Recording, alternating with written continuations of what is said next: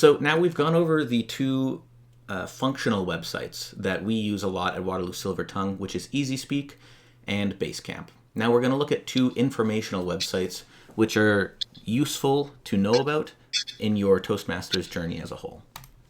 So flipping back to the Waterloo Silver Tongue website, under our useful links page, there is a link for Toastmasters.org. This is the Toastmasters International website. If you are prompted to log into the website, it's the same login as your Basecamp. So that's all the same system. So this is the homepage for Toastmasters. So there's a lot of information on this website, and there's a lot of different portions of the website that tell you different things. I'm going to focus on just 2 or 3 pieces which I've found really useful and are good to know about that they exist. We are going to first look at, in this top menu here, go to Education Programs. Some of you may have already seen this, but this is information about the Pathways program and about Basecamp. In the next menu here, we've got a little menu in the center. Click on Pathways. These pages have a ton of information about Pathways as a whole. So for instance, Paths and Projects in this little menu here, that's going to show you a list of all of the pathways that we offer and a blurb overview about all of them. So you could click on any of the pathways here and learn more information about them. For instance, here is the information about persuasive influence. Now, the next set of information that I want us to know that exists and go over is back up in this top menu here. We're going to click on Resources. So there's a couple pieces here which can be pretty useful. 6 card section here. There's a button called Brand Portal. This page has brand information. That is useful if you ever have to do a project where you're making a handout, or there are PowerPoint presentations up here as well. So you could download a template PowerPoint presentation. PowerPoints that I've done, I've pulled templates off of here. It's just a useful set of resources for some of the things that you might end up doing. Now there's 2 other pieces of resources that I'd like us to have a look at. So back up in the top menu, click on Resources, and you'll see under here a option called Statistics and Data Hub.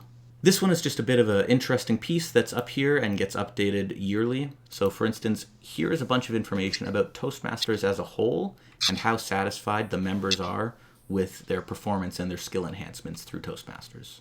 There's also information about the Pathways program and how many people are currently going through Pathways and how many people have completed Pathways. So it's just an interesting place to learn a little bit more about Toastmasters to get a bit of a deeper knowledge about it. Now the last resource section that we're going to look at, if you want to go back to the resources page, on this top menu here, there's a button called Public Speaking Tips. While I don't know that these will help exactly with speeches in the Pathways program, I found it really interesting that this menu on the left gives you a bunch of tips for real life speeches that you may actually be presenting. So for instance, giving a sales pitch, a lot of people do need to sell themselves if you're a small business owner or what have you. There's a bunch of great information in here about how to effectively do a sales pitch. Now there are a bunch of other resources on this page, but in the sake of time, we're going to move on. And the piece that I want to move on to is probably the one that you'll find the most useful on the Toastmasters International website, at least early in your Toastmasters journey. So up in this top menu here, there's a button that says Membership. This screen is about membership at Toastmasters, of course, but if we go down to the 6 cards here and go to the one on the bottom right that says Club Meeting Roles. And one way to make club roles even more approachable for yourself is to go to this page and go through the roles explained. So for instance, if I wanted to be the timer next week, I can click on the timer link.